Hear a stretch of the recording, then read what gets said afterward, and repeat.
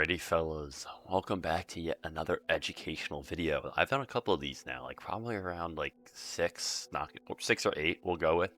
Um, but today's video has been highly requested. I get this asked a lot in my comments, along with the why do you only do one set thing. It's how do you grow your weak points and make your weak points into strong points, and that's what I'm going to discuss now in this video. Now, it's not going to all be sunshine and rainbows, and what I mean by this is that you can't simply make the weakest point on your body the strongest point.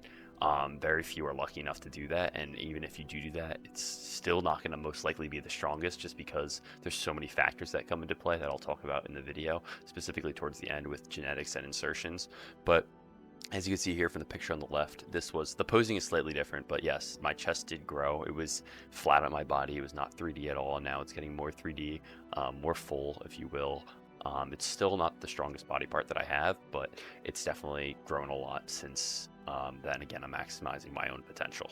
Boys, I'm editing this, and I'm so sorry in advance. Like, it's just cut off. I don't know what happened with the aspect ratio of my computer. Hopefully this isn't cut off, but I'm sorry. Still a lot of good information, so let's get back to the video.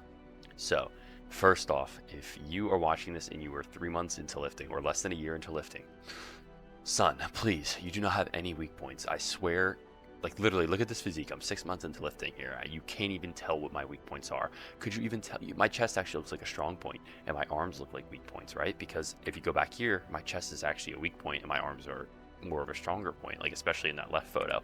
Like, you can't even tell. Only like experienced to intermediate to advanced people, intermediate to advanced lifters can tell that they have weak points, and it's because everything is small at the start. You can't overanalyze your physique as a trap. You're gonna get stuck in the thing called analysis paralysis, which is basically just a black hole of analyzation that'll get you nowhere.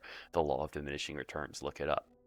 And basically, the advice I would give if you are someone that thinks that you have weak points, or you just don't want to, or you just don't know where to start, just start with the muscle that you enjoy most in your exercise. Because I'm going to talk about exercise sequencing and the impact that it has. Just start with the muscles that you enjoy first. Like, literally, this is my physique 6 months into lifting. I still look very similar to how I did when I didn't even lift, but obviously I have a little bit more mass in my frame. You can see my shoulders kind of coming in. That was like a stronger point, if you want to say there's a strong point, but there is no weak point. You can't even tell. So that is going to be the first thing. So if you are watching this, feel free to watch the rest of the video, but I wouldn't apply this or put it into practice unless you have at least like 2 years into lifting, because it's going to be very hard to tell. So exercise sequencing. Now, I mentioned this, and then we have a little fancy graph on the right, but I mentioned this in the previous slide, and essentially what it is the order in which you do your exercises in, right? So the most motor unit recruitment comes from the exercises earlier on in the session, because there's a thing called intra-session CNS fatigue, which is you're more fatigued as you do more exercises. Like, if you were to do a chest press at the beginning of the session, do you really think you're going to be able to do the same weight, especially if it's an upper session, at the end of the session? No, because you're going to hit the chest indirectly through various movements, such as like a dumbbell shoulder press, or not even dumbbell, just a shoulder press in general. Like that portion right here, you're hitting the upper chest, especially if it's more neutral grip, or if you're doing even a lat pullover. This up here, this is a crazy pause, but up here, this top half is the long hit of the tricep and the lower chest. It matches those fibers, so you're going to get intra-session fatigue. Your muscles are going to be fatigued, so you're not going to be able to produce the same motor units, leading to less mechanical tension. Sorry, but you're also more motivated at the start of a session. I'll talk about that on the next slide. But here is a PubMed study. That is the PubMed ID. It's kind of old, but it still gets the point across. They used an EKG or EMG, machine, where they looked at activation in the muscle as opposed in the beginning of the session versus at the end of the session. So here we have bench press, and the muscle that they measured was the chest, obviously, for all of it. But here we go. At the beginning of the session, it's 109%. I don't know why it goes above 100, and then it goes down to 95, and then the chest fly 181, shoulder press 52 to 38. So as you can see, there is a significant drop off. So if you really want to maximize and nitpick, it'll compound over time. That extra 9-10% of activation will compound over time. Again, it's like the compound interest formula.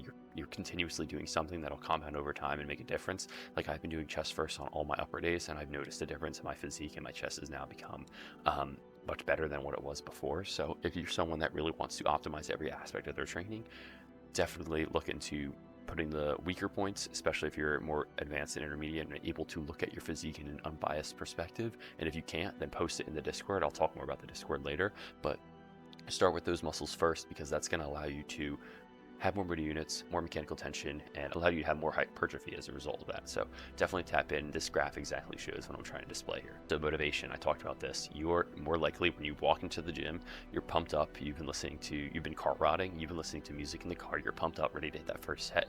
And then the last set, let's take the other perspective where you're just like dreading the, like you just want to be done with the workout. I mean, some people just love the gym. I do personally, but if you're trying to get in and out of there and you just want to be done and you don't really feel like hitting this last set, especially if it's not something that you like, you're not going to be motivated to do it. It just doesn't make sense. And the more motivation that you have, the more motor units you can recruit. And the more motor units you can recruit, the more mechanical tension. And the more mechanical tension will lead to more hypertrophy in the long run. So it's kind of a little snowball, if you will. I think people could say it's pseudoscience, but that's what I believe is true. If you're motivated to do a set, you're obviously going to push harder than if you aren't. It's just basic logic. And as you can see, here are some sets like the hack squat. That takes a lot out of me. And then this is a great machine I was super motivated to do at Iron Revolution. As you can see, squeezing really hard deep into that lat. Such a good prime machine. I wish my gym had this, but it's probably like $15,000, so that's not in the cards. But yeah, so if you're motivated to do a set or a lift in general, you're more than likely going to be able to have more hypertrophic benefit from it. And one way to do that is to put it towards the start of the session, because you're more than likely hyped to go to the gym. Okay, so here's progressive overload and patience. These two graphs are the same thing. They're showing my progressive overload. And as you can see, it is a very slow process.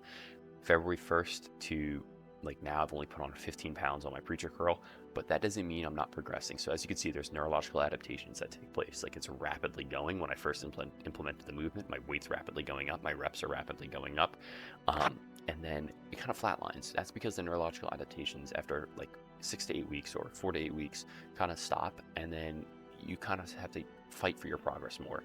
And just because it's a flat line in reps does not mean, and weight does not mean that I didn't progress. Like, now I'm 1 RIR as opposed to what I was at the beginning of at March 15th to like now I'm 1 RIR as opposed to 0. My elbows are further up the pad, creating a longer external moment arm, making it much harder. So there's different factors that come into play, and the concentric speed is much faster. There's a lot of nuance. So if you were to look at this on paper, you'd be like, dang, he hasn't progressed. But if you would take videos and see that quantitative evidence or qualitative evidence, you would be able to tell that I'm going through the movement with better form, much faster, etc. So you need to have some delayed gratification. I did a talk on this, so if you're interested in it, go watch that video. It's a title, like even the moon has delayed gratification. I don't know, something like that, because to be a full moon. And you're not going to progress every session. You have to accept it and accept the fact that you're not going to be able to progress. That's the hardest part, in my opinion, was accepting the fact that I'm not going to progress, because I would chase the numbers like crazy, chase the Gympin, chase the extra reps. I don't know why I put byproduct like that, but it's a byproduct of muscle growth. I don't know, I'm like stupid. The cut brain's getting to me, brain fog. It's a slow process that only happens grams at a time, so don't expect to add 100 pounds onto a lift per month. It's just not realistic. So a lot of this is simply insertion / genetics. I hate to break it to you guys, but my chest has always been like the bird chest, if you will, and as you can see, I have a chest gap. Now, that doesn't mean that you can't grow it, and you can't grow it at the fastest rate possible, right? That's what I'm doing. But as you can see, my shoulders, my arms kind of overpower my chest, especially in this pose. That's why I specifically wanted to show this pose. Same thing that happens to TNF. He has the same exact thing, but he doesn't have the gap in his chest. He's lucky, but I can't grow muscle there, so I can't make my chest fill in. I remember I used to fall for this propaganda, bro. It was like Dylan McKnight, I think his name was. I don't know, he's like an OG, where it's like landmine press. So I would grab a barbell, put both hands on it, and go like this, and squeeze the inner chest, thinking that I can build that. That was a anecdotal experience. Do not do that. It's just simply insertions. You're never going to close it. Or on the pec deck, I used to try to focus on the inner chest. Looked up inner chest pec deck form. It was so bad, but you're going to have to accept it. That's a weak point. You got to maximize your own potential, not look at other people and get down on yourself, because comparison is the thief of joy when it comes to especially bodybuilding, guys. You cannot compare yourself to others. Just focus on your own path. Beat the man in the mirror. Of course, body dysmorphia comes into play, but that'll just make it 10 times worse if you are focusing on other individuals instead of focusing on yourself. So genetics will set limits, but hard work can turn weaknesses into strengths. And with time, with patience, with progressive overload, with some LONGOLIFTS advice, you will get there, trust me. Okay, now here is the Discord. That is it for the video. It might be on the shorter end, but it's jam-packed with information. And like I said, if you want to see my training logs to see this in practice, go right ahead. I post them every session. As you can see, we have some people reacting to it now. There we go. Yeah, it's not crickets anymore, but we have some people reacting to it. As you can see, there's always a chest that starts with the session, and then my erectors are always I always start with them on lower days because they are a weak point. I neglected them for so long, but I'm not going to get into that because that's just brutal. But if you're interested in posting even your own training, or I can critique your training, feel free to post it in there. It's not just for me. I know I'm the only one posting, but it's not just for me. And then if you have like questions about your physique, you can post that in there and we can describe your weak points so that you know what to focus on.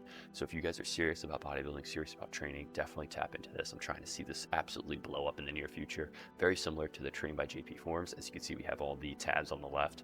I could add more among your recommendations. So either tell me a recommendation in the comments, tell me in the Discord, but whatever. And then again, guys, tap into LONGOLIFTS on Gympin for 10% off and Longo 1 on Bucked Up for 20% off. But I gotta go make sweet potatoes and some ground beef. I'm absolutely starving.